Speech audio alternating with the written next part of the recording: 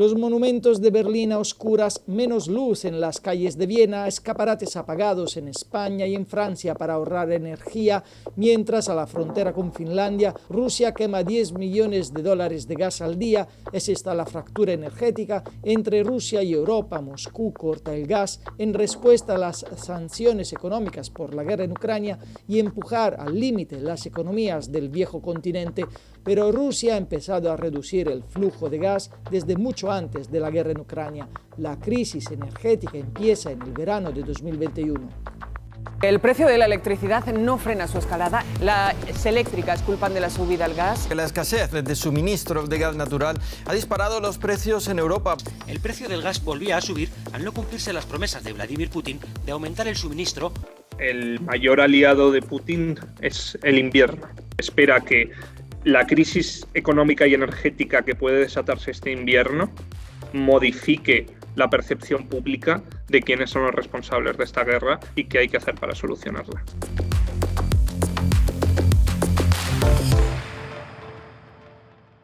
El continente europeo no es especialmente rico en materias primas. El yacimiento de gas más grande que se conoce es el campo de Groningen, en Países Bajos. Descubierto en los años 50, se ha utilizado el 60% de los recursos disponibles. El segundo mayor yacimiento se encuentra en el Mar del Norte y también ha entrado en la fase final de su máxima capacidad productiva. Pero el subsuelo de Europa podría esconder mucho más gas. En 2013, un estudio del Departamento de Energía de Estados Unidos señaló que debajo del suelo europeo se encontraban reservas de gas por más de 400.000 millones de metros cúbicos.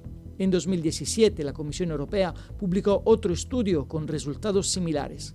Sin embargo, Europa parece haber renunciado a este gas. Para extraerlo debería recurrir al fracking, una técnica que está prohibida o muy limitada en los principales países de la Unión. Esta tecnología, sin embargo, está ampliamente disponible en Estados Unidos y consiste en fracturar rocas a más de 1,5 kilómetros de profundidad utilizando agua. En Europa se considera muy contaminante para el medio ambiente, sobre todo por el riesgo de contaminación de las reservas de agua.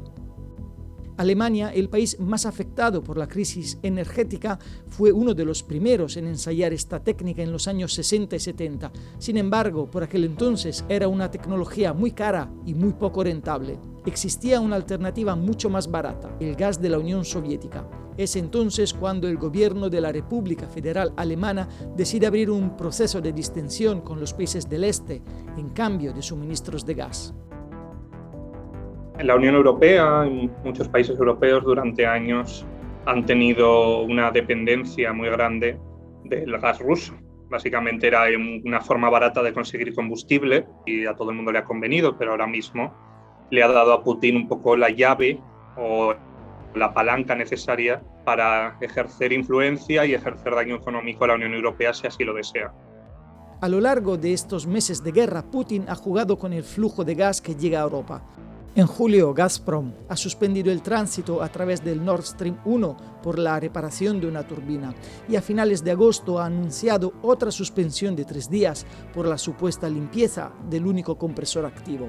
La Unión Europea se ha dotado de un plan de ahorro energético que estará en vigor hasta el 31 de marzo de 2023 y obligará a los países a recortar su consumo de gas.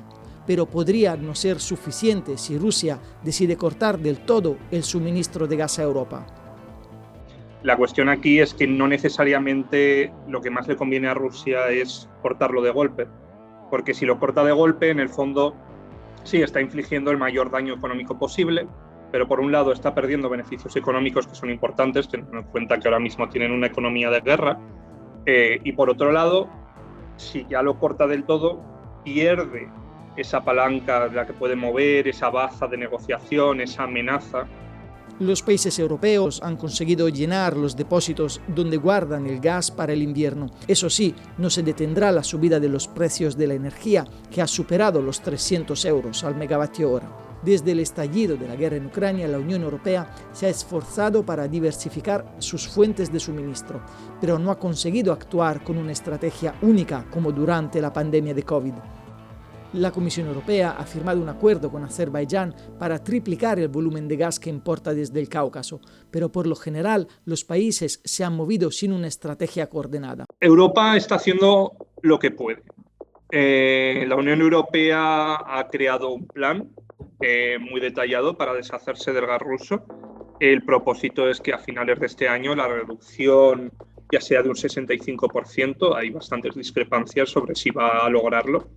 Con todo eso, espera poder compensar la falta de gas ruso, no solo el que ya no le está suministrando por las reducciones del gasoducto Nord Stream 1, sino también la posibilidad de que Rusia corte por completo el grifo de gas este invierno. Alemania ha conseguido también reducir su dependencia del gas ruso. Sin embargo, la primera potencia económica de Europa es la más expuesta a la amenaza del corte de gas. Puede perder casi el 5% de su economía en 3 años, según Bloomberg. El gran problema de Alemania es que depende de las conexiones por gasoducto y no puede importar directamente gas licuado por barco. En total, la Unión Europea tiene 22 regasificadores. La mayoría se encuentran en España. Alemania no tiene ninguno. Berlín ha alquilado 5 terminales flotantes que estacionarán en el mar Báltico, pero aún así su capacidad es menor de una instalación fija. El canciller alemán Scholz también ha pedido aumentar la interconexión con el sur de Europa para recibir el gas que llega a las terminales de España. En menos de un año podría estar operativo el gasoducto MidCat que conectaría España y Francia. Sin embargo, el proyecto parece haberse estancado cuando Francia ha admitido que debería reestructurar su red de gasoductos para aguantar la mayor interconexión con el sur de Europa. La alternativa sería crear un gasoducto submarino para conectar Italia, pero sería mucho más caro y se necesitarían más años de trabajos. Aún así, si Europa consigue superar el invierno sin grandes problemas, tendrá que enfrentarse a importantes retos económicos como la amenaza de una recesión, la subida de la inflación y una reforma del mercado energético. Quedará por ver entonces el impacto en la ciudadanía y en las empresas, que serán las más golpeadas por la inflación y por las medidas de ahorro energético. Pues entonces es donde se crean presiones sociales. Y si las narrativas del Kremlin de que no es tanto un problema de Rusia como potencia invasora y como, digamos, actor ejecutor de esta guerra y máximo responsable, sino que es que son las potencias occidentales las que no están dando su brazo a torcer y por lo tanto están siendo irracionales, si triunfa esa narrativa, veremos cómo la población empieza a ver tanto a Ucrania como a Zelensky con otros ojos.